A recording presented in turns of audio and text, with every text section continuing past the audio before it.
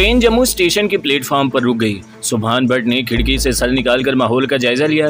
रात का वक्त था, प्लेटफॉर्म पर रोशनी थी। सुभान भट्ट के तजुर्बे की छठी हिस्स ने इसे अचानक खबरदार कर दिया। फिजा में किसी गैर मामूली खतरे की बू थी। प्लेटफॉर्म के गेट पर मामूल से ज्यादा मिलिट्री पुलिस मौजूद थी। इस दौरान असदुल्ला सर्वेंट कंपार्टमेंट से निकलकर सुभान भट्ट के डब्बे की खिड़की के पास आ चुका था। सुभान भट्ट ने आहिस्ता से कहा, यहाँ मुझे खतरा महसूस रहा है, होशियार रहना। असदुल्ला डब्बे की तरफ पीट करके खड़ा हो गया। वो डोगरा फौज के सिपाही की वर्दी में था। सुभान भट्ट ने नसरीन और जैनब से कहा, तुम लोग डब्बे में ही रहना, जब हम गेट से बाहर निकल जाएं तब डब्बे से बाहर आना। अगर ऐसी वैसी बात हो गई तो यहाँ से निकल जाना, हमारे पीछे हरगिज ना आना। ये कहकर सुभान भट्ट कंपार्टमेंट से बाहर आ गया। असदुल्ला ने सरगोशी में कहा, मुखबरी तो नहीं हो गई? सुभान भट्ट की निगाहें गेट पर लगी थी, जहाँ 6-7 मिलिट्री पुलिस के सिपाही अफसर के साथ खड़े सुभान भट्ट और असदुल्ला की तरफ गौर से देख रहे थे। सुभान भट्ट ने कहा, भागे तो नाहक मारे जाएंगे। इन लोगों की नफरी ज्यादा है, इन्हें हम पर शक पड़ सकता है। अब अल्लाह मालिक है, इन्हें पता न चले कि हमारे साथ दौड़ते हैं। आओ अपनी बात पर कायम रहना, जो हो सो हो। नसरीन और जैनब से दूर हो जाने की गर्ज से सुभान भट्ट गेट की तरफ बढ़ा। सिख अफसर भी जो कैप्टन की वर्दी में था इनकी तरफ आने लगा। सिख कैप्टन ने सुभान भट्ट को सैल्यूट किया। बोला, सर आपके पेपर्स। सॉरी सर, ये सिक्योरिटी के लिए मुझे ऐसा करना पड़ रहा है। असल में मुखबरी हो चुकी थी। मिलिट्री पुलिस को जालंधर से फ़ोन कर दिया गया था कि जालंधर से 2 मशकूक फौजी जम्मू तवी एक्सप्रेस में सवार हुए हैं। सुभान भट्ट ने ज़रूरी कागजात निकालकर सिख कैप्टन को दे दिए और अंग्रेजी में बड़े पुरस्कार लहजे में कहा, duty is duty captain. Sikh captain ने नकली पासबुक और पे बुक को गौर से देखा, फिर सुभान भट्ट से पूछा, आपका अर्दली है ये सर? हाँ, ये मेरी रेजिमेंट का सिपाही तोताराम है। हम जम्मू सेक्टर में डिप्लॉय अपनी रेजिमेंट में जा रहे हैं। मिलिट्री पुलिस के सिपाही बिल्कुल खामोश खड़े थे। सिख कैप्टन ने अंग्रेजी में पूछा, सर आपका कमांडिंग ऑफिसर कौन है? सुभान भट्ट को यही मालूम नहीं था, मगर इसने अपने होशो हवास कायम रखी। इसने किसी हिंदू फौजी अफसर का नाम ले दिया। सिख कैप्टन ने एक लम्हे के लिए घूर कर सुभान भट्ट को देखा, क्योंकि जो नाम सुभान भट्ट ने लिया था इस नाम का वहाँ कोई कमांडिंग ऑफिसर नहीं था। सिख ने अंग्रेजी में कहा, सर आपको हमारे GOC के पास चलना होगा। इस दौरान असदुल्ला और सुभान भट्ट ने महसूस किया था कि मिलिट्री पुलिस के फौजियों ने इन्हें अपने घेरे में ले लिया है। सुभान भट्ट ने बड़े रौब से अंग्रेजी में कहा, तुम मेरा वक्त ज़ाया कर रहे हो, मुझे जल्दी अपनी ब्रिगेड में पहुंचना है।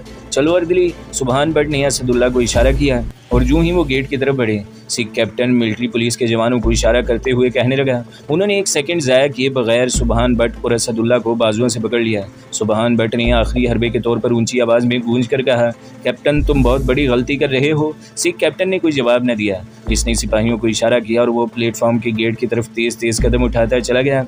मिलिट्री पुलिस के जवान भी सुभान भट्ट और असदुल्ला को मजबूती से पकड़े सिख कैप्टन के पीछे पीछे चल पड़े। नसरीन और जैनब कंपार्टमेंट में बैठे ये सारा मंजर देख रहे थे। नसरीन ने जैनब से कहा, जैनब पिछले दरवाजे से निकल चलो, जल्दी करो। दोनों फर्स्ट क्लास के डब्बे के दूसरे दरवाजे से नीचे उतर गए। इस तरफ लोहे का जंगला दूर तक जाता था, दूसरी जानिब दूसरे प्लेटफॉर्म की लाइन थी। नसरीन और जैनब तेज़ कदमों से चलती ट्रेन के आखिरी डब्बे के पास दाएं जानिब दूसरे प्लेटफॉर्म पर निकल गईं। सिख कैप्टन ने सुभान भट्ट और असदुल्ला को स्टेशन की ड्यूटी में ही बने हुए कमरे में ले जाकर अपने ऑफिसर को एक हिंदू मेजर के सामने पेश कर दिया। सुभान भट्ट अंग्रेजी में यूं ही हवा में तीर चलाने लगा। हिंदू मेजर इसे घूर कर तकता रहा, कहने लगा, सॉरी मेजर, तुम्हारा मेडिकल चेकअप होगा। 2 फौजी सुभान भट्ट और असदुल्ला को बाथरूम में ले गए। बाहर आए तो ये मालूम हो गया कि दोनों हिंदू नहीं मुसलमान हैं। इस वक्त सुभान भट्ट और असदुल्ला को गिरफ्तार कर लिया गया। इनके दोनों हाथ रस्सी से पीछे बांध दिए गए और एक बंद फौजी गाड़ी में बिठाकर फौजी पहरे में जम्मू के बदनाम तरीन नेहरू इंट्रोगेशन सेंटर पहुंचा दिया गया। ये torture centre, interrogation centre India की सारी खुफिया तंजीमों का हेडक्वार्टर है। यहाँ BSF, CIK और रॉ के कसाई अहलकार हर वक्त सरगर्म अमल रहते हैं। जम्मू कश्मीर से या बाहर से पकड़ कर मुजाहिदीन को यहाँ के टॉर्चर सेलों में लाया जाता है और इनको बड़ी बेरहमी से तशद्दुद का निशाना बनाया जाता है। जब इनमें बोलने और हिलने जुलने की भी सकत नहीं रहती तो इन्हें नीम मुर्दा हालत में उठाकर पहाड़ी खड्ड में जंगली जानवरों की खुराक बनाने के लिए फेंक दिया जाता है। सुभान भट्ट और असदुल्ला को बखूबी इल्म था कि अब इन्हें कैसी कैसी अजियतें दी जाएंगी। इन्हें यह भी मालूम था कि अब इन्हें अपनी ज़ुबान बंद रखनी है, मौत को सीने से लगा लेना है, मगर दुश्मन को अपनी खुफिया सरगर्मियों के बारे में कुछ नहीं बताना है। अगरचे यहाँ से फरार की कोशिश का एक धुंधला सा ख्याल इनके जहन में ज़रूर था, लेकिन उन्होंने इस तरह से अपने आप को मौत के हवाले कर लिया था। नसरीन का सुभान भट्ट को ज़्यादा फिक्र नहीं था। वो जानता था कि कश्मीर की एक मुजाहिद बेटी ज़ैनब इसके साथ है और वो इसे किसी न किसी तरह जम्मू से निकालकर वादी में अपनी फूफी के यहाँ ले जाएगी। इंट्रोगेशन सेंटर में 15 रोज तक सुभान भट्ट और असदुल्ला पर बेपनाह तशद्दुद किया गया। कोई ऐसा हरबा नहीं था जो इन पर इस्तेमाल न किया गया, लेकिन दोनों हुर्रियत परस्तों ने अपनी जुबान बंद रखी। इनकी चीखें जरूर निकली, लेकिन अपनी किसी साथी का नाम तक नहीं निकला। वो आधे मर चुके थे, सारे जिस्मों पर खून जम गया था। इंट्रोगेशन सेंटर में भारतीय फौजी अफसर जब आजिज आ गए तो दोनों हुर्रियत परस्तों को गोली मारकर लाशें पहाड़ी में फेंक देने का हुक्म दिया गया। सूरज मगरिबी पहाड़ियों में गुरूब हो रहा था कि 2 सिख फौजी अदमुए सुभान भट्ट और असदुल्ला को गाड़ी में डालकर इस पहाड़ी की तरफ ले गए जहाँ इन्हें गोली मारकर खड्ड में लुढ़का दिया जाना था। कश्मीरी मुजाहिद सुभान भट्ट और असदुल्ला को सिख फौजी इस पहाड़ी की चोटी पर ले आए। इन्हें गोली मारकर लाशें दूसरी तरफ गहरी खड्ड में लुढ़का देनी थी। जम्मू के इंट्रोगेशन सेंटर में 2 हफ्ते तक सख्त अजियतें बर्दाश्त करने से दोनों मुजाहिद खासे धीमे पड़ गए थे, मगर इनका जज्बा हुर्रियत इन्हें ताकत दे रहा था और वो मौत के मुंह में जाते हुए घबरा नहीं रहे थे। दोनों सिख फौजी स्टेनगन ताने इन्हें आगे आगे चला रहे थे। पहाड़ी की चोटी पर दोनों को एक चट्टान के पास खड़ा कर दिया गया। इनके हाथ पीछे बंधे हुए थे। सुभान भट्ट ने एक निगाह नीचे डाली। खाई खासी गहरी थी, अगर इन्हें धकेल दिया जाता तो इनका जिंदा रहना नामुमकिन था। नीचे नोकीले पत्थर और छोटी छोटी चट्टानें थी जिन पर इतनी बुलंदी से गिरने के बाद कोई जिंदा नहीं बच सकता। सुभान भट्ट ने असद से कहा, अब खुदा के दरबार में मिलेंगे, असदुल्लाह कलमा पढ़ो। दोनों ने ऊंची आवाज़ में कलमा पढ़ा। दोनों सिख फौजी इनसे 6-7 कदमों के फासले पर खड़े थे। स्टीन गन्नों का रुख इनकी तरफ था। मौत और जिंदगी के दरमियान सिर्फ चंद सेकंड्स का वक्फा बाकी था। मुजाहिदों के चेहरों पर बेखौफी और अल्लाह की राह में शहीद होने के जज्बे की चमक आ गई थी। फिर बैक वक्त दोनों स्टेन गन्नों के बरसने की आवाज़ आई। सुभान भट्ट और असदुल्ला ने कलमा पढ़ते हुए अपनी आंखें बंद कर ली, मगर इन्हें ऐसा महसूस हुआ कि गोलियों का ब्रेस्ट इन्हें नहीं लगा। दोनों ने आंखें खोलकर एक दूसरे को देखा। शायद सिख फौजियों का निशाना चूक गया था, मगर ट्रेंड फौजियों का निशाना इतने करीब से कैसे चूक सकता था। उन्होंने देखा कि दोनों फौजियों की स्टेन गनों का रुख आसमान की तरफ था। एक सिख फौजी वहीं पर खड़ा रहा। दूसरे सिख फौजी ने स्टेन गन कांधे से लटकाई और सुभान भट्ट के करीब आकर इसके बंधे हुए हाथ खोलते हुए कहा, तुम कश्मीर की आज़ादी के लिए लड़ रहे हो, हम खालिस्तान की आज़ादी के लिए लड़ रहे हैं। हिंदू हम दोनों का दुश्मन है, हम तुम दोनों के लिए यही कर सकते हैं। अब जल्दी से नीचे ढलान में उतर जाओ और इस तरफ का रुख न करना, कश्मीर के किसी दूसरे सेक्टर की तरफ निकल जाना। सुभान भट्ट और असदुल्ला के हाथ खोल दिए गए। दोनों आज़ाद थे। सुभान भट्ट ने फौजियों का शुक्रिया अदा करना चाहा तो सिख फौजी ने डांट कर कहा, हमें भी अपने साथ मराओगे, नीचे उतर जाओ। सुभान भट्ट और असदुल्ला पहाड़ी की दूसरी तरफ ढलान पर आहिस्ता आहिस्ता उतरने लगे। एक ऐसी बात हुई थी जिसका इन दोनों में से किसी को वहमो गुमान तक नहीं था। पहाड़ी की जिस तरफ वो उतर रहे थे, इस तरफ नीचे दूर तक टीले फैले हुए थे, जिनके आगे जम्मू शहर की मज़ाफ़ाती आबादियाँ तुलू होते सूरज की रोशनी में साफ नज़र आ रही थी। ढलान बड़ी दुश्वार थी। वो झाड़ियों को पकड़ पकड़ कर बड़ी एहतियात से नीचे उतर रहे थे। नीचे खड्ड में बरसाती नाला बह रहा था। जब वो नाली पर पहुंचे तो इनके जिस्म जो अजियतें बर्दाश्त करने से पहले निढाल हो चुके थे, दर्द कर रहे थे, वो नाले में उतर गए। ठंडे पानी में इन्हें बड़ा सुकून मिला। पानी कमर तक गहरा था मगर खासा तेज़ था। वो नाला पार करके दूसरी तरफ किनारे पर आ गए जो 3-4 फीट ऊंचा था। यहाँ वो थोड़ी देर सुस्ताने के लिए बैठ गए। सुभान भट्ट ने कहा, अल्लाह का शुक्र है, इसने हमें मौत के मुंह से बचा लिया है। असदुल्ला ने कहा, नसरीन और ज़ैनब खुदा जाने कहाँ होंगी। सुभान भट्ट बोला, मैंने ज़ैनब को समझा दिया था कि अगर हम पकड़े गए तो तुम नसरीन को लेकर अपने गाँव पहुँचने की कोशिश करना। वो नसरीन को लेकर अपने गाँव पहुँच गई होगी, कुछ कहा नहीं जा सकता। असदुल्ला ने कहा, अब हमें क्या करना होगा। सुभान भट्ट बोला, हमारा महाज इंडिया के दूसरे शहरों में है, हमें वापस अपने ठिकाने पर जाना होगा। और नसरीन, असदुल्ला ने पूछा। सुभान भट्ट ने जवाब दिया, वो ज़ैनब के साथ होगी, वो खुद भी एक बहादुर लड़की है। अगर पीछे हमारे ठिकाने पर आना चाहेगी तो ज़ैनब इस इलाके से निकलने में इसकी मदद कर सकती है। थोड़ी देर सुस्ताने के बाद दोनों हुर्रियत परस्त उठे और नाले का ऊंचा किनारा पार करके ऊपर आ गए। ये इलाका इनका देखा बाला था। अपने कश्मीर एक्शन के दौरान भारतीय काबिज फौजियों के खिलाफ गोरीला लड़ाई लड़ते हुए वो जम्मू तक मार करते थे। सुभान भट्ट कहने लगा, मेरा ख्याल है हमें गनी गुज्जर के यहाँ चलना चाहिए, वहीं जम्मू से निकलने में हमारी मदद कर सकता है। असदुल्ला ने सुभान भट्ट के इस ख्याल की तायद की और दोनों ने चलते चलते अपना रुख किसी हिसाब से बदल लिया और वो एक लंबा चक्कर काट कर बाहर से होते हुए जम्मू के मुस्लिम इलाके मोहल्ला उस्तादा के सामने नहर पार जो पुराना बाग था वहाँ पहुँच गए। वो आम धोती कुर्ते में थे। इंट्रोगेशन सेंटर में इनको यही लिबास दिया गया था। पाँव में जूते थे जिनमें गर्द जमी हुई थी। मोहल्ला उस्तादा जम्मू शहर का वो मोहल्ला है जहाँ जम्मू के बच्चे कुछ मुसलमान आबाद हैं। यहाँ एक मस्जिद भी है जिसको जामिया मस्जिद कहा जाता है। गनी गुज्जर इसी मोहल्ले में चाय की दुकान करता है। 6-7 बरस पहले सुबहान भट्ट और असदुल्ला कश्मीर में काबिज भारतीय फौजियों के खिलाफ गुरीला जंग लड़ रहे थे तो गनी गुज्जर इन्हें अपने यहाँ पनाह दिया करता था। गनी गुज्जर का सारा खानदान हिंदुओं के हाथों शहीद हो चुका था। वो अकेला मोहल्ला उस्तादा के एक छोटे से घर में रहता था जिसके नीचे इसने चाय की दुकान खोल रखी थी। सुबहान भट्ट और असदुल्ला जम्मू के पुराने कंपनी बाग में एक जगह छुपे रहे। जब शाम का अंधेरा फैल गया तो सर छुपाते मोहल्ला उस्तादा में गनी गुज्जर के मकान पर पहुंच गए। गनी गुज्जर ने पहले तो इन्हें न पहचाना। 6-7 साल गुजर गए थे। सुबहान भट्ट और असदुल्ला की शेप बड़ी हुई थी और बड़े कमज़ोर पड़ गए थे। जब इन दोनों ने अपना तारुफ करवाया तो गनी गद्दी से उतर कर दोनों को बारी बारी गले लगा लिया और दुकान अपने शागिर्द के हवाले करके इन्हें ऊपर ले आया। सुबहान भट्ट ने कहा, गनी पहले हमें कुछ खाने को दो। गनी गुज्जर जो पका हुआ था सामने लाकर रख दिया। सुबहान भट्ट और असदुल्ला ने शेर होकर खाना खाया। फिर गनी इनके लिए चाय बना कर ले आया। चाय पीते हुए सुबहान भट्ट ने गनी को सारी रोदात सुना दी। गनी बोला, फिक्र की कोई बात नहीं है, मैं तुम दोनों को खुद जालंधर तक ले जाऊंगा। असदुल्ला ने कहा, इस मोहल्ले की क्या पोजीशन है? यहाँ डोगरा इंटेलिजेंस वाले तो जरूर मौजूद होंगे। इसने कहा, 2 हिंदू डोगरे हैं, सभी नहीं जानते हैं। इस इलाके में कभी वारदात भी नहीं हुई। वो हफ्ते 10 दिन में कभी कभी एक बार चक्कर लगाने आ जाते हैं। इनकी फिक्र न करो, यहाँ 2-4 दिन आराम करो, मैं खुद तुम्हें जम्मू पार करा दूंगा। मुजाहिद 4 रोज़ गनी गुज्जर के यहाँ छुपे रहे। इस दौरान इनकी तवानाई भी बहाल हो गई। 5वें रोज़ उन्होंने इन लकड़हारों का भेस बदला और गनी के साथ मोहल्ला उस्तादा से निकलकर सड़क पर रवाना हो गए। गनी इन दोनों को जम्मू के इलाके से निकाल कर ले आया। सुबहान भट्ट और असदुल्ला ने आगे मीरठ जाने वाली बस पकड़ी और मीरठ पहुँचने के बाद वहाँ से दिल्ली और दिल्ली से आगे अपने बस्ती हिंद के जंगल वाले अपने खुफिया ठिकाने की तरफ चल दिए। कश्मीरी हुर्रियत परस्त लड़की ज़ैनब नसरीन को अपने साथ घर ले जाने में कामयाब हो गई। नसरीन को सुबहान भट्ट और असदुल्ला के अंजाम की कोई खबर नहीं थी। इसने ज़ैनब से मालूम कराया तो इसे मालूम हुआ कि डोगरा फौजियों ने पिछले दिनों हुर्रियत परस्तों को टीले की चोटी पर जाकर गोली मार दी थी और इन्हें फौजी वर्दियों में गिरफ्तार किया गया था। नसरीन को पूरा यकीन हो गया कि ये सुबहान भट्ट और असदुल्ला ही थे। अब ज़ैनब के घर में छुपे रहने का कोई मकसद नहीं था। एक दिन नसरीन ने ज़ैनब से कहा कि वो दिल्ली जाना चाहती है। ज़ैनब को मालूम हो चुका था कि नसरीन का होने वाला शौहर सुल्तान भी हिंदुस्तान में इसकी तलाश में आया हुआ है। इन दोनों को एक दूसरे की खोज थी। ज़ैनब के पूछने पर कि क्या इसे यकीन है कि दिल्ली में सुल्तान मिल जाएगा, नसरीन ने कहा, मैं दिल्ली में अपनी पाकिस्तानी एम्बेसी से मालूमात हासिल करने की कोशिश करूंगी। हो सकता है सुल्तान ने वहाँ अपनी कोई इतला और एड्रेस दे रखा हो। ज़ैनब कहने लगी, तुम अकेली दिल्ली चली जाओगी? नसरीन ने जवाब दिया, खुदा मेरे साथ है, तुम सिर्फ इतना करो कि मुझे किसी तरह स्टेशन पहुँचा दो। इत्तफाक से ज़ैनब के अगले गाँव से हिंदू यात्रियों का एक ग्रुप जम्मू में शेरा वाली माता के दर्शन करने जा रहा था। ज़ैनब ने इस ग्रुप के बारे में पूरी मालूमात हासिल की और नसरीन को अपने प्रोग्राम से आगाह किया। प्रोग्राम ये था कि नसरीन को एक हिंदू औरत के भेष में इस ग्रुप या जत्थे में शामिल होकर जम्मू पहुंचना था।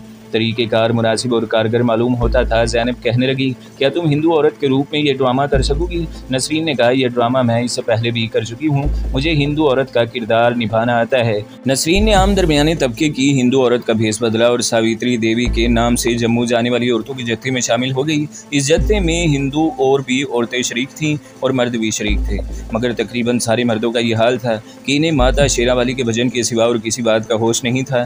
नसरीन ने बड़ी जल्दी जत्थे की 2-3 हिंदू औरतों से दोस्ती कर ली और जब बस जम्मू की तरफ रवाना हुई तो वो भी इन औरतों के साथ भजन गाने लगी। नसरीन को दिल्ली पहुंचना था, इसके पास ज़्यादा पैसे नहीं थे। ज़ैनब कोई अमीर औरत नहीं थी, गरीब मेहनतकश की बेटी थी। वो बड़ी मुश्किल से नसरीन को 200-250 रुपए दे सकी। नसरीन हिंदू औरत के लिबास में थी, इस पर किसी को शक नहीं हो सकता था। जम्मू पहुंचने के बाद इसने एक रात मंदिर में गुजारी। दूसरे दिन यात्रियों के ग्रुप से अलग होकर सीधी जम्मू स्टेशन पर आ गई। यहाँ से इसने जालंधर जाने वाली ट्रेन पकड़ी और जालंधर पहुँच गई। शाम को इसे वहाँ से दिल्ली जाने वाली गाड़ी मिल गई। अब वो इसमें सवार हो गई। अभी तक वो बिल्कुल महफूज थी। दिल्ली तक कोई CID वाला इसके पीछे न लगा। दिल्ली पहुंचने के बाद इसके पास सिर्फ चंद 1 रुपए ही बाकी रह गए थे। इसने एक टैक्सी पकड़ी और इसे पाकिस्तानी सफारत खाने चलने को कहा। टैक्सी ड्राइवर ने नसरीन को गौर से देखा। नसरीन हिंदुआना लिबास में थी और इसकी पेशानी पर बिंदिया भी थी, जिसे नसरीन उतारना भूल गई थी। इसे याद भी नहीं रहा था कि इसके माथे पर बिंदिया है। बिंदिया के ऊपर तिलक का ज़ाफ़रानी निशान भी था, जो जम्मू के मंदिर में पुजारी ने इसे दिया था, जो अगरचे फीका पड़ चुका था मगर साफ नज़र आ रहा था। टैक्सी ड्राइवर नसरीन को पाकिस्तानी सफारत खाने के बाहर उतार कर वापस हुआ तो सड़क के किनारे CID के एक हवालदार ने, जो सादा कपड़ों में था, इसे रोककर पूछा कि ये औरत कौन थी और कहाँ से सवार हुई थी। टैक्सी ड्राइवर, जो खुद हिंदू था, कहने लगा, कोई शक शुबे वाली औरत लगती है जी, हिंदू है मगर पाकिस्तानी सफारत खाने में गई है, मैं इसे रेलवे स्टेशन से लाया था। हवालदार ने टैक्सी का नंबर और ड्राइवर का नाम नोट कर लिया और अब वो सफारत खाने के सामने एक तरफ छुप कर नसरीन के बाहर आने का इंतज़ार करने लगा।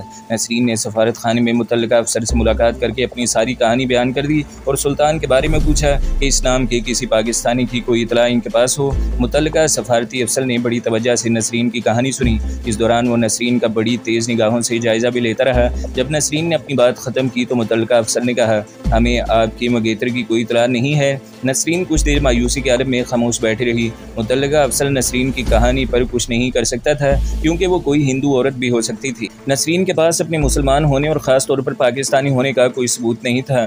नसरीन ने भी वापस पहुँचाए जाने की ख्वाहिश का इजहार न किया क्योंकि वो सुल्तान के बगैर पाकिस्तान नहीं जाना चाहती थी। सुल्तान का खोज लगाना बहुत ज़रूरी था। मुतल्लिका अफसर ने नसरीन की फरमाइश पर इसे 200 रुपये दिए और सफारत खाने से रुखसत कर दिया। नसरीन ने सफारत खाने के गेट से बाहर निकल कर एक खाली रक्षा रोका, इसमें बैठी और इसे रेलवे स्टेशन चलने को कहा। CID का हिंदू हवालदार टैक्सी में इसके पीछे लग गया था। वो ये मालूम करना चाहता था कि इस हिंदू औरत का रब्ता किन लोगों से है। वो यही समझ रहा था कि ये औरत पाकिस्तान के लिए जासूसी कर रही है और इसके दूसरे साथियों और इसके पूरे गिरोह का सुराग लगाना चाहता था। नसरीन जिस रक्शे में बैठी थी इसका अकबी पर्दा गायब था। कभी कभी वो पीछे देख लेती थी। इसने महसूस किया कि एक टैक्सी इस वक्त से इसके पीछे पीछे आ रही है। जब से वो पाकिस्तानी सफारत खाने से चली थी वो होशियार हो गई, समझ गई कि टैक्सी में ज़रूर इंडिया की खुफिया पुलिस का कोई आदमी बैठा इसका पीछा कर रहा है। इसका जहन तेज़ी से काम करने लगा। वो हर हालत में खुफिया पुलिस वाले से पीछा छुड़ाना चाहती थी। वो जानती थी कि अगर पकड़ी गई तो इसका क्या हशर होगा। नसरीन ने बाजार का जायजा लिया जहाँ से इसका रक्षा गुजर रहा था। इसे कुछ खबर नहीं थी ये दिल्ली का कौन सा इलाका है। रेलवे स्टेशन पहुंचकर अपने पीछे लगी हुई खुफिया पुलिस से नजात हासिल करना तकरीबन नामुमकिन था।